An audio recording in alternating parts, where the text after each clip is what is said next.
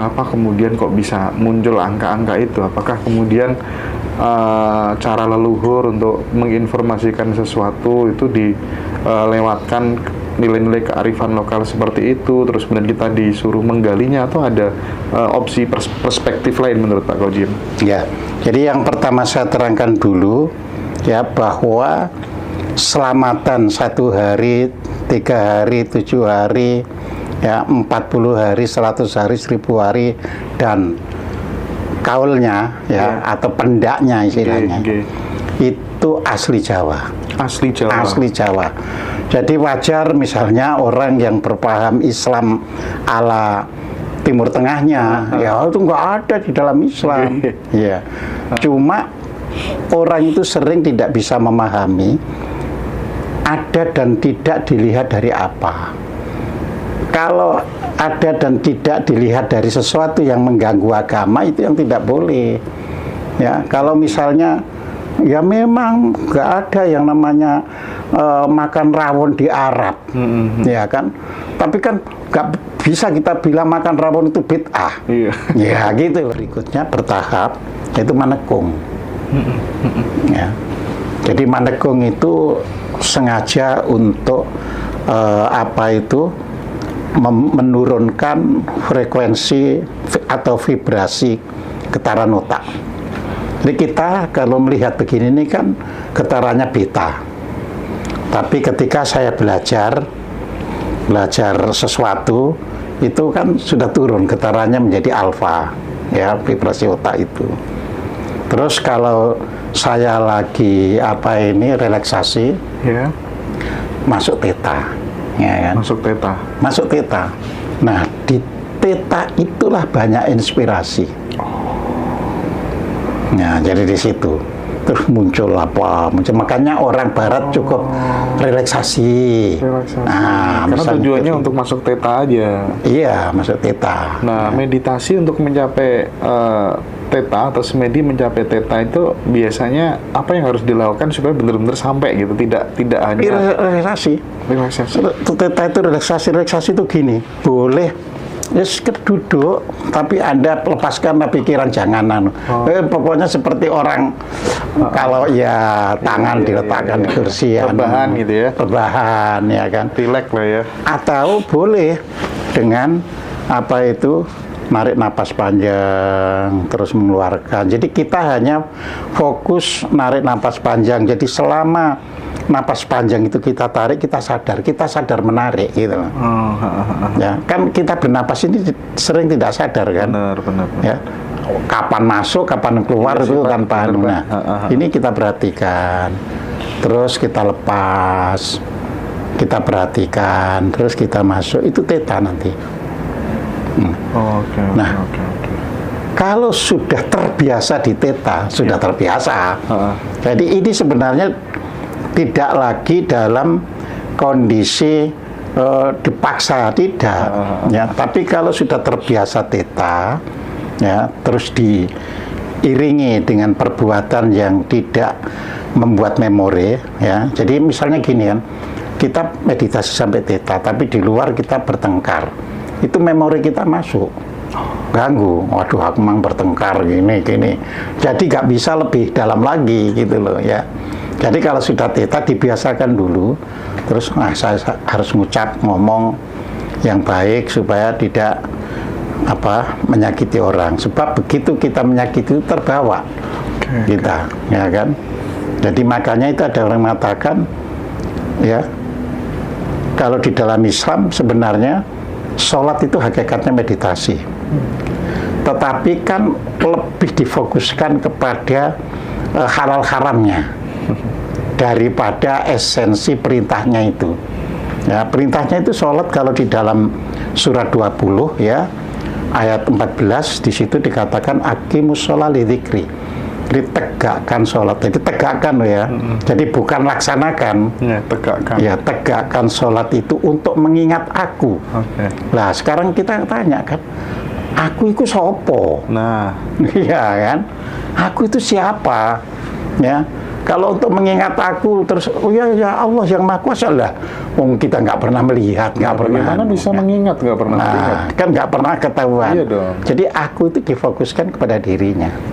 Jadi nggak kemana-mana. Ya, lihat bahwa napas kita itu jalannya sang aku. Nafas iya. jembatan menuju sang aku tadi. Iya. Jadi untuk terhubung dengan Gusti itu sebenarnya sesederhana itu. Sesederhana itu, ya. Tidak rumit-rumit. Iya. Nggak harus ikut retreat mahal-mahal ya. Nggak harus mahal-mahal, ya kan? Iya. Jadi itu. Nah, jadi cukup napas. Nah, itu tadi kan tetap termasuk yang pakai pegangan kegondelan. Ya. Lah nanti terbiasa kan, entah itu bentuk relek, entah itu bentuk apa itu memperhatikan napas masuk dan napas keluar, ya kan. Pada satu titik nanti seperti orang tidur tanpa tanpa mimpi. Jadi kalau kita sudah terbiasa tidur tanpa mimpi, ya itu baru bukan lagi inspirasi yang masuk, tetapi berita alam yang masuk. Berita alam, misalnya siapa itu kayak Newton, terus bisa melihat apel jatuh, jadi seperti itu.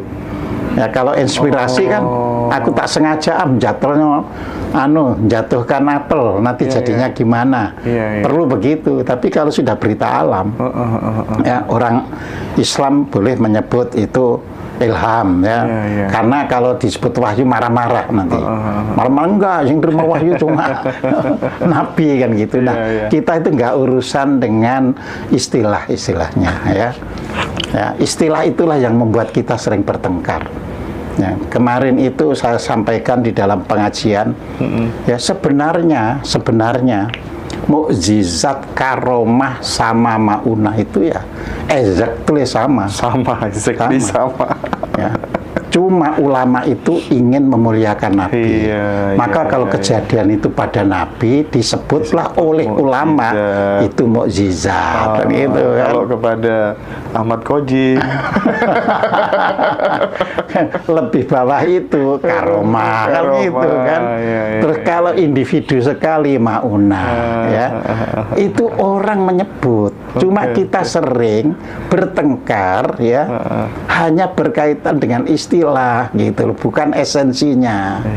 Sama meditasi itu esensinya aja. Nah, maka saya pernah ditanya, kenapa ya orang di Jawa itu kok tidak ada yoga? Ya kan? Padahal agama Hindu masuk ke Jawa berapa ribu tahun. Ya. Karena postur yoga itu harus sesuai dengan ya postur tubuh. Orang Jawa kakinya pendek disuruh nyengkelit duduk gitu ya loro malah. Iya sih. Ya, jadi semua itu membawa kearifan, masing-masing itu bisa mendapatkan, ya tanpa harus meniru orang dari luar. Jadi meditasi itu tidak harus kemudian memejamkan mata juga sebenarnya. Tidak harus. Cukup menyadari masuknya nafas juga udah meditasi. Kalau kita bisa menyadari ada orang lewat tidak terganggu ya sudah boleh-boleh saja. Cuma kita pejam itu kan kadang ada orang lewat. Nah di situ. Tapi kan. jika itu dilakukan secara konsisten begitu Pak Gojim, apa saja manfaat yang akan kita terima gitu dari sisi kesehatan, kecerdasan segala macam yang Pak Gojim ketahui gitu? Bukan begitu, tetapi kalau kita sudah sampai bisa theta tadi, memang inspirasi yang masuk itu inspirasi. Kita terinspirasi ini, ya kan? Mungkin bisnis terinspirasi, wah saya harus jualan ini. Ya, tapi kalau sudah terbiasa, di theta itu nanti turun ke delta. Nah, delta itu diumpamakan seperti tidur nyenyak. Nah, kalau di delta itu, itulah yang terungkap. Dulu kita punya bakat apa? Ini soal karma dong berarti? Ada hubungannya dengan karma. Cuma karma itu kan juga tidak bisa mekar kalau kita tidak saranai. Jadi situ. Jadi kita ini seperti menyaranai, disaranai. Sehingga begitu sampai delta, kepandaian kita masa lalu langsung bisa keluar. Kita mengakses lagi gitu ya Pak Kojim? Kita mengakses lagi. Keren. Jadi seperti itu. Nah, itu baru namanya manekung kalau di Jawa. Tadi kan ada 3. Iya. Maningal itu adalah seperti kita gandolan napas ini dan sebagainya itu tadi. Terus kita sudah mulai terus membawa situasi sampai teta, yaitu manekung. Ya kan? Nah, begitu manekung itu dilakukan, ya, kapan saja, di mana saja, dan kita bisa ngambil suasana yang cocok, kan ke delta nanti. Nah, kalau sudah bisa ke delta, orang Jawa menyebut maneges. Ya. Nah, maneges ini sering orang itu ngambil waktu tertentu, misalnya jam 1 malam. Ya, jadi saya ingin dapatkan sesuatu. Ya, narik dia ya? Narik sesuatu gitu? Iya, narik sesuatu. Ya, kan sudah meneges, sudah delta. Tapi kalau kita itu tidur, deltanya kan ya sekedar tidur pulas. Ya, memang orang yang bisa tidur nyenyak itu terjadilah yang namanya self healing. Self healing. Ya, jadi kalau kita bisa tidur, ya, nggak usah lama-lama, 2 jam dalam 1 hari, tapi itu pulas betul, ya, itu sudah self healing. Kita tetap istilahnya itu badan lalu tetap segar dan sebagainya. Nah, jadi seperti itu. Oke. Nah, jadi disitulah nanti proses maneges. Maneges itu dari kata teges. Teges itu terang. Jadi di dalam kondisi terang, kita ingin, ya, menerima apa yang sebenarnya akan diturunkan ke saya. Point of view dari meditasi atau semedi berarti membuat pikiran tenang. Tenang, ya. Cuma kalau saya bermeditasi supaya pikiran tenang, nggak tenang-tenang. Lah terus? Lah itu tadi, cukup relaksasi, cukup ini. Poinnya di teta? Poinnya di teta. Oke, iya. Sip. Kalau saya bermeditasi supaya pikiran tenang ini kan, ya, karena ada desire kan. Betul, ada desire gitu. Iya. Oke. Jadi itu nggak boleh ada desire. Jadi kita lepaskan. Sip. Nah, ini aku yang mumpung ketemu Pak Kojim, udah lama sih pertanyaan ini sebenarnya, karena kalau kita di kampung gitu ya, kita di rumah begitu, tradisi habis orang meninggal dunia itu kan ada 3 hari Pak Kojim, 3 harinya, ada 7 harinya, 40 hari, 100 hari, dan 1000 hari. Aku timbul pertanyaannya itu di angka-angka itu sih. Kenapa kemudian kok bisa muncul angka-angka itu? Apakah kemudian cara leluhur untuk menginformasikan sesuatu itu dilewatkan nilai-nilai kearifan lokal seperti itu, terus kemudian kita disuruh menggalinya, atau ada opsi perspektif lain menurut Pak Kojim? Ya, jadi yang pertama saya terangkan dulu, ya, bahwa selamatan 1 hari, 3 hari, 7 hari, ya, 40 hari, 100 hari, 1000 hari, dan kaulnya, ya, atau pendaknya istilahnya, itu asli Jawa. Asli Jawa. Jadi wajar misalnya orang yang berpaham Islam ala Timur Tengahnya, ya itu nggak ada di dalam Islam. Ya, cuma orang itu sering tidak bisa memahami ada dan tidak dilihat dari apa. Kalau ada dan tidak dilihat dari sesuatu yang mengganggu agama, itu yang tidak boleh. Ya, kalau misalnya, ya memang nggak ada yang namanya makan rawon di Arab, ya kan? Tapi kan nggak bisa kita bilang makan rawon itu bid'ah.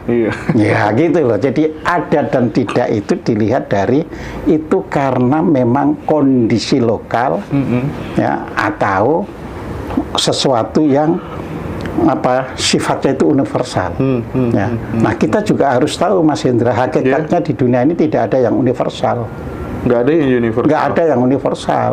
Ya, universal itu artinya kan satu dan berlaku untuk semuanya. Nah, kita hidup itu sama manusianya saja sudah tidak universal. Misalnya golongan darah, misalnya. Iya kan, kan ada yang A, ada yang AB, ada yang anu, ya. Itu pun tidak bisa bahwa golongan manusia di dunia kalau A pasti sama A, ternyata tidak juga. Oh, kalau A yang ini masih mengandung positif resus loh, ada semacam itu gitu loh. Jadi nggak ada yang universal itu. Ya. Cuma manusia di dalam berinteraksi membuat supaya mendekatkan hal-hal yang kira-kira itu bisa diterima bersama. Jadi di situ. Jadi kalau dari sini dilihat ini, ya orang mungkin mikir berarti nggak ada anu dong, kebenaran absolut dong. Ya kalau di dunia ya nggak ada. Oke. Ya, kalau kita bilang kebenaran absolut cuma Tuhan, nah kita di dunia kan berurusan dengan hal-hal yang ada di dunia. Al-Quran bisa kita baca, dengan Mas Hendra baca, nanti penafsirannya berbeda. Jadi kan nggak bisa diabsolutkan gitu. Makanya yang ada universal itu hakikatnya tidak ada untuk kehidupan manusia. Ya. Jadi manusia hanya bisa hidup selaras dengan lingkungannya. Ya, lingkungan lain belum tentu cocok. Nah, jadi seperti itu. Nah, di sini orang itu terus menemukan itu di serat Jawa kuno itu, ya itu ada orang yang berusaha memperhatikan ya dengan kemampuan apa itu penglihatan batinnya itu diperhatikan. Kalau ternyata baru meninggal 1 hari itu kondisi jiwa bagaimana? Nah, oh ternyata baru ngelilir.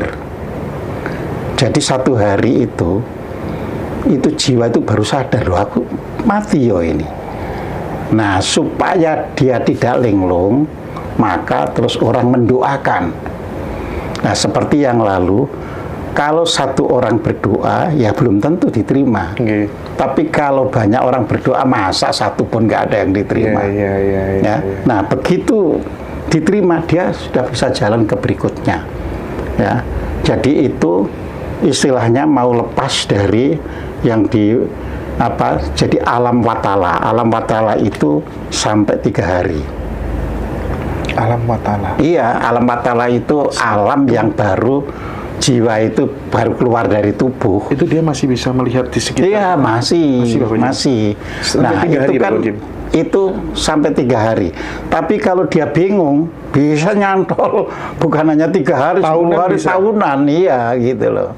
Makanya dilakukan 3 hari lagi selamatan. Jadi di situ, ya kan. Nah, dia kan mulai lepas. Mulai lepas itu dalam 7 hari ini dia mencari sebenarnya saya kemana, ya kan, supaya tidak bingung 7 harinya didoakan lagi supaya lolos fase-fase berikutnya. Masuk fase berikutnya. Jadi itu seperti itu. Nah, nanti ketika agama dari luar itu datang, kan agama yang kita terima sekarang ini kan agama yang dari luar semuanya. Menyesuaikan. Cuma yang diubah adalah jenis bunyi doanya.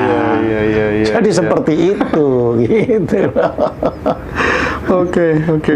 Nah, itu keterangan itu sudah saya sampaikan baik di buku Seks Siti Jenar, ya, Makrifat Kehidupan, dan juga Kasunyatan 1, ya. Jadi nanti para netizen kalau beli buku Seks Siti Jenar, Makrifat Kasunyatan jilid 1 itu ketemu orang tahap naik kan itu. Apa judulnya tadi? Seks Siti Jenar, ya. Kasunyatan, Makrifat Kasunyatan jilid 1. Siti Jenar, Makrifat Kasunyatan jilid 1. Oke, teman-teman, nanti ya. Ngaji Roso akan borong buku-bukunya Pak Kojim. Jadi teman-teman nanti bisa beli di Ngaji Roso semuanya. Tadi aku sudah komunikasi sama penerbit ya, karena banyak yang tanya, Mas mau beli bukunya Pak Kojim gitu ya. Oke, kita lanjutkan, lanjut Pak Kojim. Terus kemudian ya kan di buku Sunan Kalijogo juga sudah saya sampaikan. Cuma yang di Makrifat Kasunyatan tentu lebih luas ya, karena kan nulisnya juga lebih belakangan. Tapi misalnya belum bisa nemukan yang Marifat Kasunyatan lewat Tokopedia atau Shopee dan sebagainya, ya, buku Sunan Kalijogo, ya, di situ perihal selamatan. Nah, nanti ada. Oke. Ya, jadi babnya itu bab selamatan. Iya. Jadi seperti itu, ya. Oke. Nah, ini terus-menerus dilakukan oleh orang Jawa, terserah agama apapun yang masuk. Ya, makanya orang Kristen di Jawa juga pakai selamatan. Betul. Ya. Betul. Jadi nggak bisa, karena itu untuk harmonisasi sosial kan. Jadi di situ, ya. Nah, disinilah kita perlunya bahwa agama itu ya akan semakin indah, akan semakin menjadi rahmat kalau bisa bertemu dengan budayanya. Jadi di situ gitu loh. Keren lah ini. Jadi bisa indah, bisa kan dengan selamatan itu terbentuklah sistem komunikasi ketemu langsung. Ya, nggak bayar. Ya kan, bisa ketemu bareng. Yuk beli teman-teman bukunya ya. Oke. Nah, Pak Kojem, sekarang yang lagi rame di berita ini, mungkin kalau direspon sama Pak Kojem akan terasa spesial sekali gitu, karena ada ormas yang menolak disuruh mengelola tambang tapi menolak gitu. Ada yang sudah dikasih kebebasan untuk mengelola tambang misalnya, dan itu ormas terbesar, sebut aja misalnya NU gitu ya. Ini kan terjadi banyak perdebatan di tengah-tengah masyarakat, pro dan kontra gitu. Nah, sebagai seorang guru, bagaimana Pak Kojem melihat hal seperti ini gitu? Ya, jadi yang perlu saya sampaikan, ya, semua ormas dulu didirikan itu sebenarnya untuk membangun, ya, tatanan sosial dalam kehidupan bersama. Jadi yang jelas tidak ada ormas tujuannya itu, ya, untuk berusaha. Ya, ini dulu, ya. Nah, terus berusaha pun dibeda-bedakan kan, ya. Misalnya berusaha yang kira-kira tidak sampai berurusan dengan kemaslahatan umat lainnya, ya, diperkenankan. Misalnya suatu ormas punya toko, ora apa-apa. Karena toko itu memang untuk melayani semua pihak, tidak peduli orang yang beli itu dari ormas lain atau warga sendiri, ya.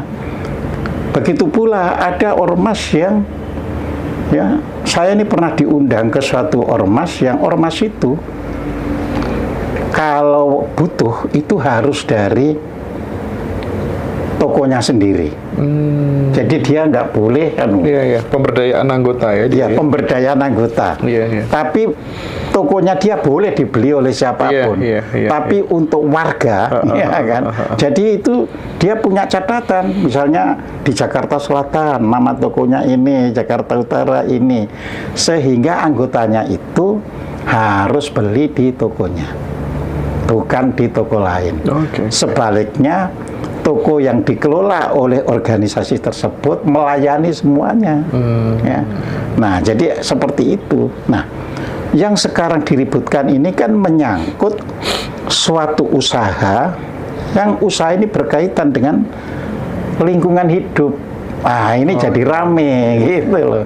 Seandainya tidak ada kaitannya dengan lingkungan hidup, ya tidak akan rame, ya kan? Karena lingkungan hidup itu tidak bisa dengan serta-merta hanya sekedar digali terus dijual, ya. Itu harus ada AMDAL. Ya. Iya, jadi analisis mengenai dampak lingkungan. Ya, itu harus ada dulu, ya. Jadi contoh ya yang keliru AMDAL-nya nanti seperti di Sidoarjo itu, ya. Lapindo ya. Lapindo itu, jadi seperti itu. Nah, tentu kan bahaya kalau sampai ormas nangani, ya, terus terjadi seperti itu, ya. Ya, kalau perusahaan tinggal negara ngusut terus ke orang atau perusahaan yang melakukan usaha seperti Lapindo itu. Tapi kalau ormas terus nanti ada tuntutan sosial, jatuh ormas itu. Ya. Makanya seyogianya ormas itu ya berpegang yang untuk kemaslahatan umum secara netral saja, jadi tidak melibatkan ini dan itu. Jadi seperti itu ya, karena seperti Al-Quran sendiri itu melarang orang melakukan sesuatu tapi malah dunia itu rusak ya. Jadi perintahnya misalnya di surat Al-Baqarah ayat 11 ya, itu bisa dibaca, itu terakhirnya itu wala tufsidu fil ard, jangan engkau merusak ya bumi. Nah, ini ngeruk-ngeruk batu bara dan sebagainya itu ya, kita di negara berkembang yang bukan ormas saja sudah rusak. Ya. Yang bukan ormas yang bukan ormas saja yang memang bidangnya untuk itu ya, itu sudah rusak. Apalagi gitu kan, ormas yang tidak memiliki ya istilahnya orang-orang secara spesifik untuk nangani itu. Iya sih, agak gimana gitu ya kalau dipikir-pikir gitu ya. Jadi di situ nggak sesuai bidangnya gitu kan. Jadi ya memang kalau orang itu hanya melihat, wah ini kita disediakan oleh negara ada apa ini sesuatu keuntungan yang bisa dianu ya. Ya, jadi gini, ini real ya. Ketika zamannya Gus Dur ya, itu banyak sekali ya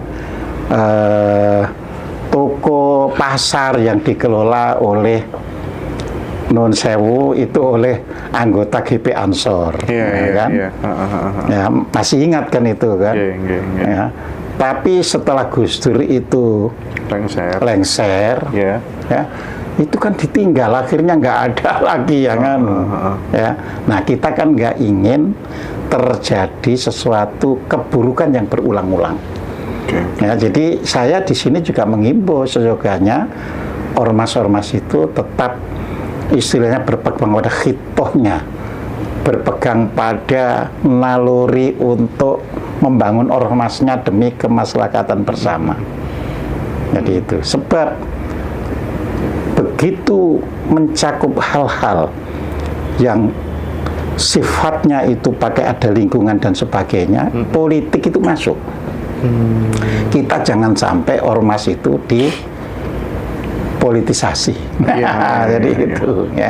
Menurut Pak Gojim, tanpa kemudian mendapatkan jatah dari pemerintah lewat mengelola tambang itu, karena itu riskan sekali dengan tukar guling kekuasaan ya, politik gitu ya. Ormas sebenarnya masih bisa menghidupi dan melakukan pembiayaan sampai ke bawah gitu. Masih aman sebenarnya. Bisa. Contohnya ya, kita ambil contoh. Kemarin dengarkan bahwa Muhammadiyah itu menarik ya uangnya. Oh, yang sampai bikin itu ya, collab itu ya. 13 triliun. Itu kan bukan karena dari tambang, tapi semata-mata karena bangun poliklinik. Soal manajemen organisasi ya. Manajemen organisasinya yang baik ya. Iya sih, benar. Tadi kita itu punya peluang macam-macam, tapi jangan ya melakukan bisnis yang bersentuhan dengan hal-hal yang ada kaitannya dengan politisasi dan apalagi terkait merusak ekosistem. Apalagi merusak lingkungan. Berdagang silahkan, buka mall silahkan, banyak ya kan? Tapi ada nggak sih Pak Gojim konsep di dalam pikiran Pak Gojim sendiri supaya kemudian bangsa ini bisa terbebas dari kemiskinan gitu ya? Apa kira-kira yang harus dilakukan sebenarnya gitu? Karena kita tahu ya, karena kita tahu masyarakat kita itu ya Pak Gojim ya, yang benar-benar dia pengen dikasihani gitu. Iklan-iklan di YouTube misalnya, ini santri-santri kami gitu makannya hanya dengan roiko, misalnya dengan nasi putih, Al-Quran, lusuh gitu, mohon Bapak Ibu untuk memberikan bantuan gitu ya. Terus belum lagi setiap di pinggir masjid tuh, kalau kita ke Jawa Timur gitu ya, ke salah satu tempat tertentu itu orang pada bawa mikrofon gitu sambil bawa umplung gitu kan, kayak ngemis-ngemis membangun tempat ibadah gitu. Itu di mana-mana kayak gitu Pak Gojim. Ini kita miris sekali gitu. Apa pikiran Ahmad Gojim terkait hal itu? begini, di dalam kehidupan ada organisasi yang tanpa begitu. Ya, jadi kita tidak membicarakan kaitannya organisasi itu dengan hubungannya dengan masyarakat lain, tapi bagaimana dia mendapatkan dana. Contohnya misalnya ya Lembaga Dakwah Islam Indonesia atau disingkat LDII, dia membangun sesuatu tanpa meminta kepada yang lain. Dia hanya mengandalkan infak atau sedekah dari warganya. Dia tidak minta apa-apa. Ya. Thariqat Sidikiyah juga gitu juga. Thariqat Sidikiyah juga begitu. Ya. Jadi bisa. Jadi artinya di pikiran kita itu asal kita mau berpikir yang lurus-lurus saja, ya banyak menemukan jalan. Masalahnya kan kita sering terus kita ini ya merambah ke hal-hal yang lain yang akhirnya terjadi benturan sosial. Tapi asalkan tidak berbenturan sosial, ya nggak apa-apa. Kecuali benturan sosial disengaja. Misalnya begini, tahu kan, pernah ingat kan ada Ahmadiyah itu yang sampai diusir-usir, ya kan? Nah ini kan karena ada yang menyengaja untuk berbenturan sosial dengan Ahmadiyah. Padahal kalau saya lihat ya teman-teman yang Ahmadiyah itu ya baik-baik saja, ya nggak ada urusan dengan gitu, ya. Tapi mereka itu juga seperti LDI, jadi ada yuran, infak sekian persen, makanya nggak pakai narik-narik di jalan-jalan. Jadi semua itu bisa, ya. Ya Muhammadiyah juga bisa mendirikan banyak sekolah, banyak ini tanpa minta sumbangan. Iya sih. Bisa. Soal manajemen organisasi aja gitu. Betul. Itu tuh ya rawan konflik juga sih akhirnya nanti kalau kemudian, apalagi itu ormas yang besar gitu. Kita tahu kalau ormas yang besar itu ya udahlah, kita tahu ini soal grassroots dan lain sebagainya gitu kan. Oke. Ini nih ada doktrin Pak Kojim. Kejar ilmu akhirat aja deh, miskin nggak apa-apa, yang penting masuk surga gitu kan, banyak yang kayak gitu kan ya. Nah pertanyaan saya, Pak Kojim dulu itu kan pernah mengatakan di Al-Quran nggak pernah ada yang namanya surga seperti yang kita bayangin selama ini gitu kan ya. Itu mungkin perlu diulas lagi karena masih banyak teman-teman yang belum paham soal ini gitu, termasuk miskin itu sebenarnya takdir apa enggak sih gitu, takdir sama free will gitu, bagaimana Pak Kojim?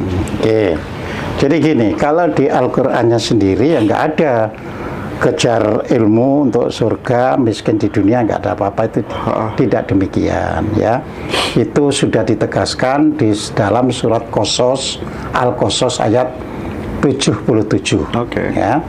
Jadi di situ dikatakan ya, carilah ya suatu keberuntungan gitu kan, untuk kehidupan di masa depan, yang di situ biasanya itu diterjemahkan dengan kehidupan akhirat. Karena kata-kata itu kan darul akhirah. Ya, darul akhirah itu sering diterjemahkan ya kampung di akhirat. Padahal itu penerjemahan. Kita pun bisa menerjemahkan carilah kebahagiaan atau keberuntungan itu di masa depan, untuk masa depan, dengan apa yang telah dianugerahkan Tuhan pada diri kita, ya, pada dirimu di situ kan, apa yang sudah diberikan Tuhan pada diri kita itu, ya mata, telinga, hidung, mulut, tangan, pikiran, kaki dan sebagainya itu.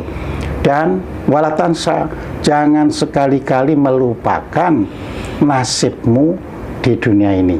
Jadi kalau ada kata-kata jangan melupakan nasibmu di dunia ini, berarti nasib itu bukan takdir.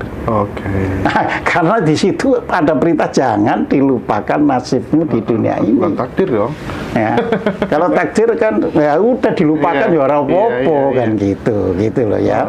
Nah, jadi miskin atau tidak itu karena kita tidak mengejar ya apa yang telah diberikan oleh Tuhan. Kita tidak memberdayakan apa yang telah diberikan oleh Tuhan.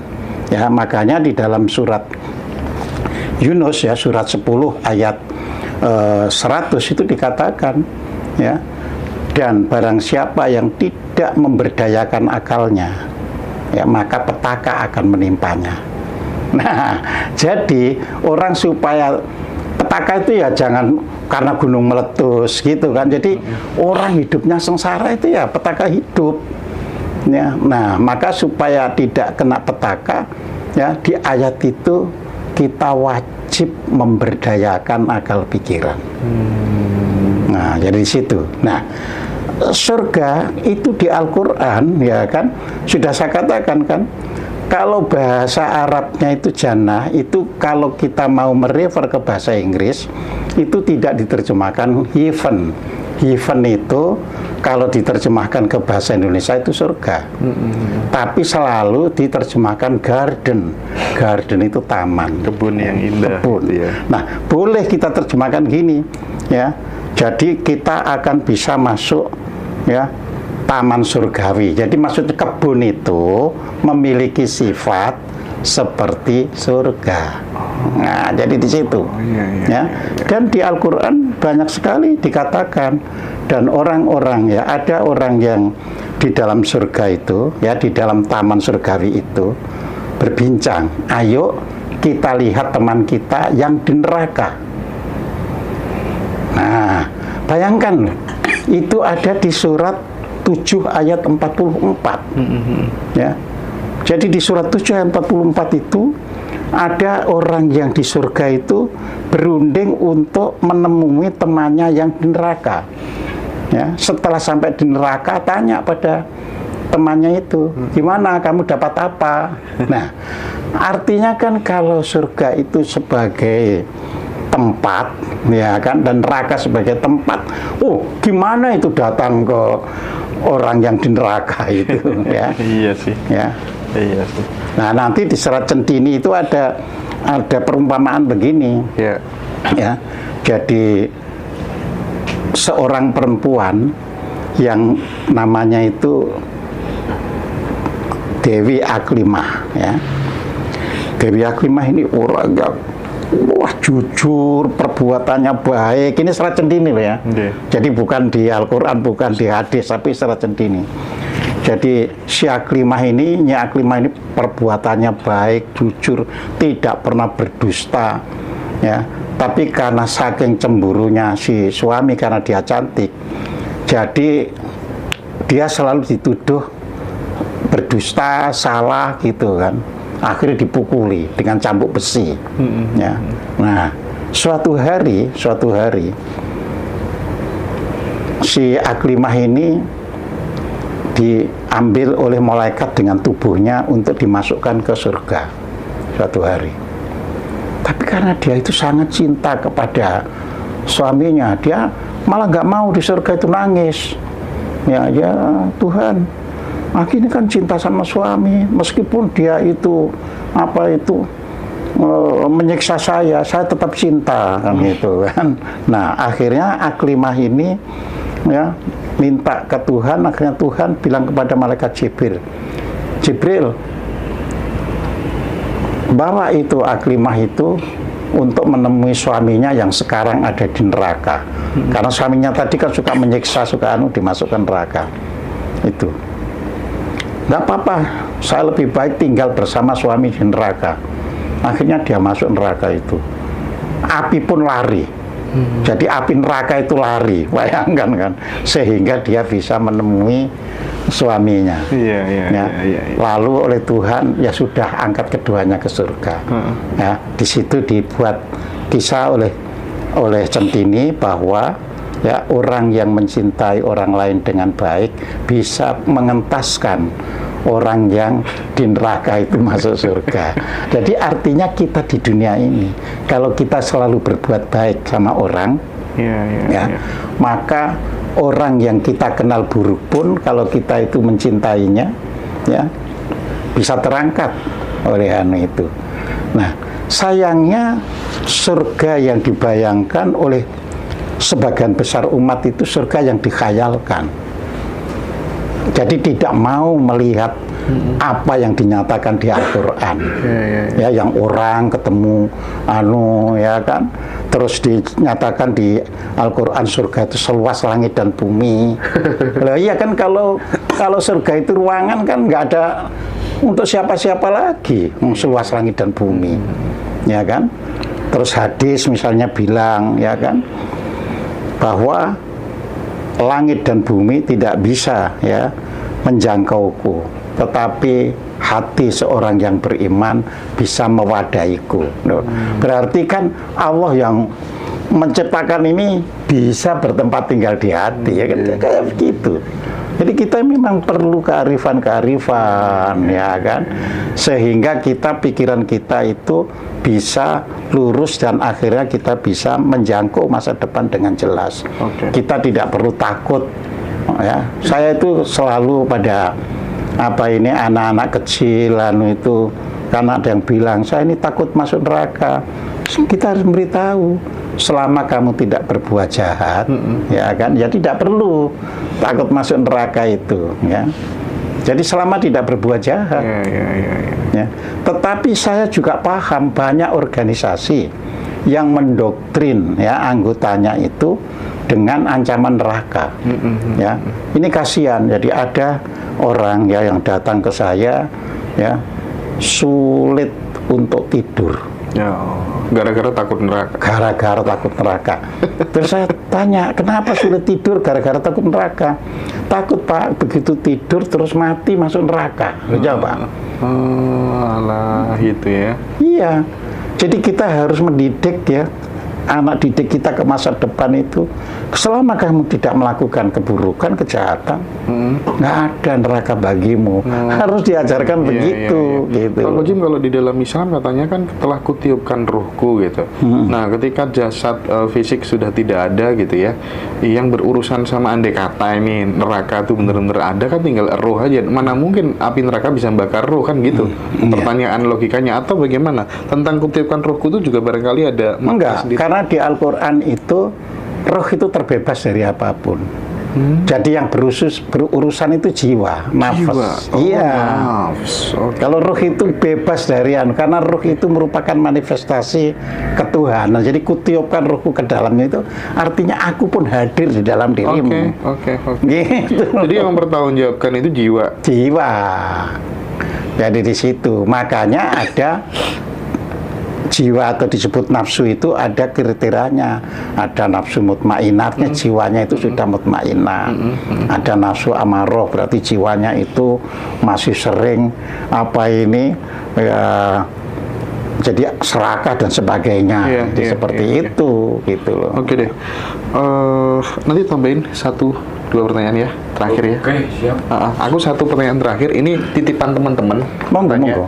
Jadi Pak Kojim diminta tolong untuk ngejelasin setan itu hakikatnya apa, iblis itu hakikatnya apa, jin dan malaikat itu bener-bener ada sosoknya apa enggak, kok ada jin ini, jin itu, malaikat ini, sampai malaikat Jibril, sampai Ridwan, Malik Ridwan, itu hakikatnya apa, Pak Kojim? Iya, jadi gini, kembali lagi kalau orang Islam ya harus pertama pegang Al-Quran dulu. Karena seperti sudah saya sampaikan, hadis itu baru ya dicatat itu abad ketiga. Iya. Jadi setelah masuk tahun ke-300 itu barulah ya ada orang mencatat hadis ya. Nah, di dalam Al-Qur'an itu ditegaskan ya kan bahwa ya yang berurusan dengan Adam dan Hawa itu adalah yang disebut iblis. Ya, yang berurusan dengan Adam dan Hawa itu disebut iblis, ya kan? Jadi di situ tidak setan yang berurusan, tapi iblis. Tetapi ketika iblis menggoda Adam dan Hawa untuk memakan ya buah pohon ya yang ada di taman surgawi, sekali lagi taman surgawi ya, jadi itu disebut setan telah menggoda, telah membisikkan ya. Nah, jadi setan ini istilahnya hanya istilah untuk perbuatan yang buruk ya. Dan kalau dari kata kerjanya satonya itu artinya merenggangkan, menjauhkan semua yang baik. Nah, maka kata bendanya disebut setan, yang jamaknya sayatin. Iya, jadi di situ. Nah, sedangkan malaikat itu dari bahasa Arab malak ya, atau malak ya. Jadi itu artinya utusan. Jadi malaikat itu utusan. Utusan siapa? Utusan Tuhan ke manusia. Jadi kalau Rasul itu utusan Tuhan dari manusia ke manusia. Jadi malaikat itu terjemahan aslinya itu utusan Tuhan ke manusia. Tanpa Rasul. Iya. Terus ke Rasul tadi kan Rasulnya, terus ke manusia. Ya ke manusia. Ya, jadi di situ. Nah, di Al-Qur'an ya, tentunya kata malaikat itu langsung berupa kata benda ya. Kata benda, sedangkan yang disebut namanya juga tidak banyak, hanya Jibril ya, Israel ya, Israfil, Mikail ya, itu yang disebut dalam Al-Qur'an. Roket, Atit, Iya. Nah, itu enggak disebut. Oh enggak? Enggak, itu cuma 4. Iya. Jadi itu hanya istilah. Iya. Jadi roket patit itu yang dekat, itu panggilannya. Jadi itu hanya istilah ya. Kalau yang nama person yaitu Jibril ya, Israfil, Israel, Mikail ya, jadi di situ. Nah, kalau Ridwan itu istilahnya istilah. Jadi malaikat surga kan disebut itu kan, malaikat Ridwan. Padahal itu kalau istilah bagi orang-orang yang ridho, ada malaikat yang menjaga. Nah, orang menyebut itu Ridwan ya. Kayak mungkar nakir ya, itu istilah ya. Jadi itu kan menanyai orang-orang yang sifatnya itu mengingkari kebenaran ya. Nah, makanya nakir ya, itu artinya ya pengingkaran. Jadi nanyai orang-orang yang itu ya. Nah, jadi setan hanya merupakan istilah bagi perbuatan yang buruk. Jadi kalau toh ada personanya cuma iblis. Nah, jadi di situ ya. Jadi setan hanya itu. Nah, malaikat itu pun begitu. Itu hanya istilah Rasul. Ya, makhluknya sendiri ya makhluk gaib yang nanti di dalam hadis disebut dari cahaya. Nah, kalau apa itu jin ya, jin itu bahasa Arab. Itu artinya dari kata jannah ya. Jannah itu artinya tersembunyi. Jadi menjadi jin itu artinya makhluk yang tersembunyi ya. Dan perlu diketahui kosakata Arab jin itu banyak artinya ya. Bisa jin itu tersembunyi diartikan sebagai makhluk halus ya. Bisa jin itu juga diartikan sebagai stranger, orang asing. Atau foreigner ya, orang asing ya. Itu juga jin istilahnya ya. Jadi itu jin juga bisa dikenakan pada orang yang pinter, yang kepinterannya itu sulit dijangkau oleh ini orang umum. Nah, itu juga jin ya. Nah, jin juga bisa sebagai orang-orang elit. Jadi orang elit itu juga jin ya. Nah, sayangnya ketika membaca Al-Quran sering kan penerjemah itu hanya ngambil satu arti, padahal konteksnya bisa berbeda-beda ya. Misalkan Sulaiman mengerahkan jin ya, tidak tentunya jika jin makhluk halus ya. Wong itu bangun itu ketahuan, nanti dianggap makhluk halus sama dengan ceritanya Prambanan ya. Yang Loro Jonggrang nanti apa bedanya dengan itu kan gitu ya. Padahal Al-Quran sendiri menyatakan, dan Al-Quran itu bukan dongeng ya. Jadi kalau namanya bukan dongeng ya harus dilihat faktual kan gitu ya. Nah, ini yang harus bisa dipahami, jadi seperti itu ya. Oke Pak Husim, saya melanjutkan ini nyetir yang bagian terakhir ini. Kemarin kan ada ditemukan fenomena mayat itu ya, waktu digali ya di kuburan itu ditemukan utuh Pak. Padahal mayat ini sudah dikubur puluhan tahun. Nah, karena ini waktu kejadian di desa, jadi kasak kusuknya itu orang-orang desa itu mungkin sebagian dari pemuka agama kayak Pak Ustadz itu mengklaim bahwa ini orang yang dekat dengan Tuhan, orang yang sangat mulia, kayak wali gitu.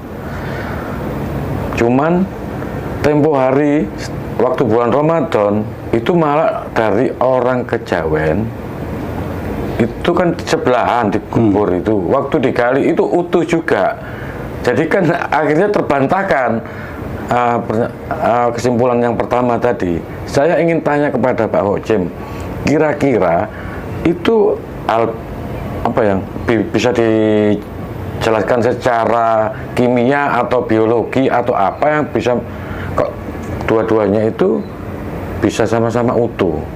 Kalau ini mengklaim hanya dari salah satu agama yang paling benar, tapi kenyataannya dari penganut Kejawen ini ada yang utuh juga. Ngoten Pak Hocim, monggo kula nyuwun diwedhar. Yeah. Jadi kalau melihat mayat yang utuh itu kan bukan hanya kasus seperti itu. Ketika orang membuat jalan tol ya yang lewat apa itu Embong Dukuh Surabaya ke Gresik itu kan pas dibongkar itu satu deretan utuh semuanya. Satu deretan. Ini satu deretan ya. Yeah. Nah, kita harus melihat bedanya kepercayaan sama sains atau ilmu pengetahuan. Jadi kalau ilmu pengetahuan, mayat yang dikubur kapanpun lamanya entah ratusan ribuan tahun utuh karena tanah tempat dikubur itu mengandung unsur silikat. Jadi karena banyak unsur silikatnya, mayat tetap utuh. Awet ya. Ya utuh karena bakteri dan sebagainya mati kena silikat itu.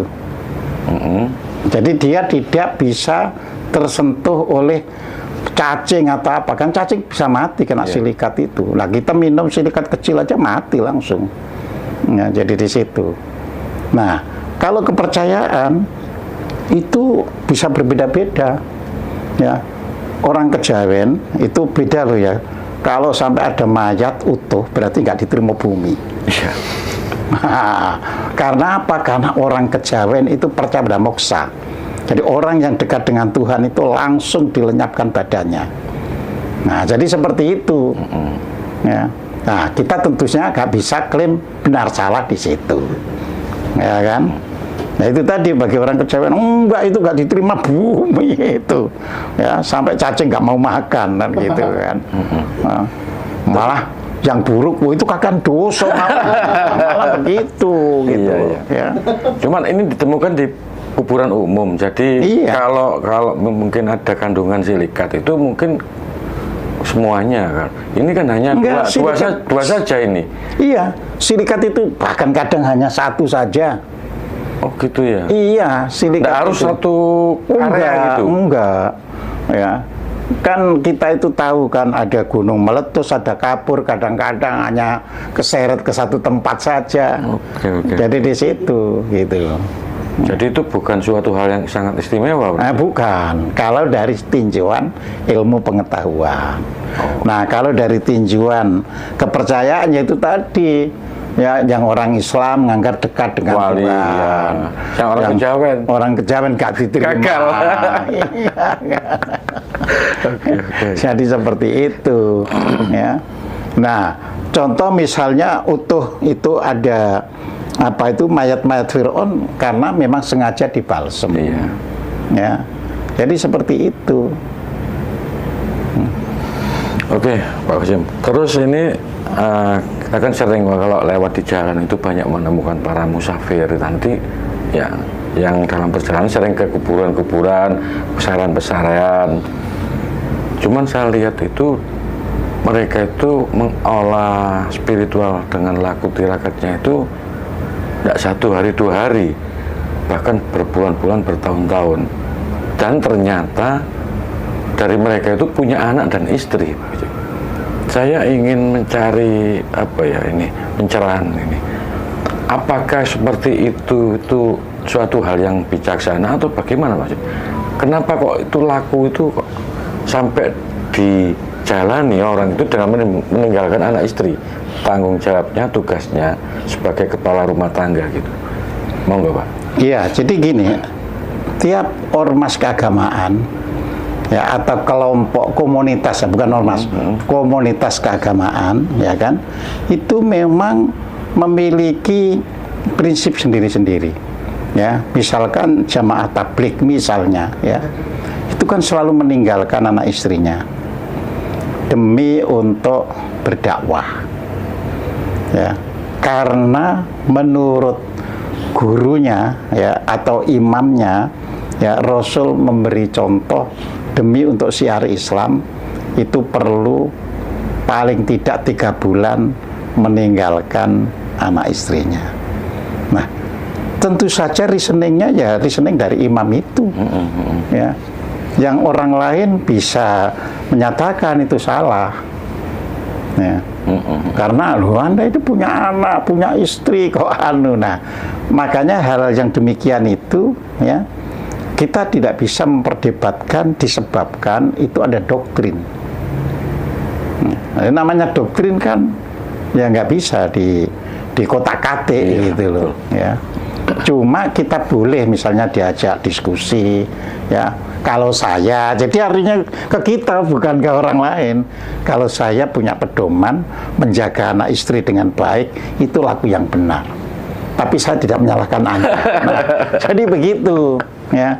Iya. Karena bagaimanapun, ya, seandainya kedudukannya dibalik, ya, dia yang melakukan begitu, Anda mau tidak? Nah, jadi seperti itu. Jadi doktrin itu tidak bisa dibantah Anda salah atau tidak. Cuma kita ke diri kita. Kalau saya ya ada anak, ada istri, itu tanggung jawab saya. Tanggung jawab yang lebih penting. Iya. Ya. Jadi saya tidak menyalahkan Anda, tetapi apa itu kalau misalnya dibalik, mungkin Anda juga nggak mau. Betul. Nah, gitu. Oke, ya. Untuk yang terakhir ini Pak Hashim, karena kita juga mendekati sebentar lagi Hari Raya Idul Adha, ini ada kaitan dengan hewan kurban. Kalau di sekolah-sekolah itu kan banyak dari siswa itu dimintai sumbangan untuk kurban. Kalau menurut keterangannya entah itu Ustadz atau Pak Kiai, katanya kalau sapi itu nanti dinaiki 7 orang gitu kan ya. Padahal kalau siswa ini mungkin ya enggak cukup, karena sudah satu sekolahan mungkin ya jumlahnya nggak akan nututi lah kalau misalnya dinaiki semua siswa gitu. Nah, saya ingin tanya ini, esensi daripada kurban itu kayak apa, Pak? Gitu, Pak. Iya, jadi kurban ini kan bahasa Arab. Jadi kita harus susur dari bahasa itu sendiri, ya. Jadi kurban itu bahasa Arab dari kata koroba. Koroba itu mendekati, ya, mendekat atau mendekati. Nah, jadi kurban adalah kata benda sebagai bentuk pendekatan. Tentu orang Islam, ya, pendekatan itu dipahami sebagai cara untuk dekat dengan Tuhannya. Namun demikian itu simbolik. Oleh karena itu simbolik, kalau kita kembali ke Al-Quran, tidak bisa kita berkorban banyak-banyak itu, karena simbolik. Ya, itu di surat 22, surat Al-Hajj, ayat 39. Di situ dikatakan darah dan daging kurban itu tidak akan bisa sampai kepada Tuhanmu, ya, melainkan ketakwaanmu yang bisa sampai. Jadi simbolik itu nanti diwujudkan dalam ketakwaan. Yaitu, jadi bukan simboliknya diwakai tapi nggak takwa-takwa kan. Jadi itu. Nah, masalahnya ini kan banyak dipolitisasi masalahnya, ya kan? Ya, jadi dipolitisasi oleh orang yang jadi apa ini, guru, ustadz yang mungkin kerjasama dengan tukang jualanmu, hewan ternak, iya. Jadi di situ. Kalau kembali ke Al-Quran itu simbolik, karena di situ dikatakan dengan jelas. Jadi darah dan daging kurban itu tidak bisa sampai. Sudah tidak bisa sampai loh ya. Iya. Ya. Bukan kemungkinan loh gitu, tapi kepastian tidak bisa sampai kepada Tuhanmu, melainkan ketakwaan kamu yang apa ini bisa sampai. Namun untuk hewan yang sudah dikorbankan kan gitu kan, bagikanlah kepada yang memerlukan, kan itu. Iya. Jadi kita juga tidak boleh menyengaja kan untuk mengorbankan banyak-banyak untuk dibagikan. Ya, ini kan sudah jadi salah kaprah. Salah kaprah itu dalam bahasa Jawa sebenarnya salah, nggak begitu, tapi sudah terlanjur dipercaya secara umum. Jadi kaya-kaya sudah benar. Jadi di situ. Makanya kita menjadi sulit kalau melarang orang, ya kamu kan bisa untuk sedekahkan, ya, sulit jadinya. Bisa-bisa marah dan kita dianggap sesat, kan gitu. Nah, Berarti nggak ada kaitannya kalau misalnya orang kaya itu harus mengeluarkan uang buat hewan kurban gitu. Enggak, orang kaya itu di Al-Quran itu harus bersedekah. Sedekah itu yang wajib itu. Ya. Jadi sedekah, sudah sedekah kok masih ada yang sisanya banyak, nah itulah yang terus dizakatkan. Jadi tidak bisa dibalik zakat dulu, toh nanti sedekah, enggak. Kita ini justru didorong sedekahnya dulu, ya. Jadi makanya di situ sedekah itu ditujukan, dikatakan baik kamu dalam keadaan lapang maupun dalam keadaan sempit. Nah, kan nggak ada zakat dalam keadaan lapang atau sempit, tapi sedekah dalam keadaan lapang maupun sempit. Nah, kita sudah bisa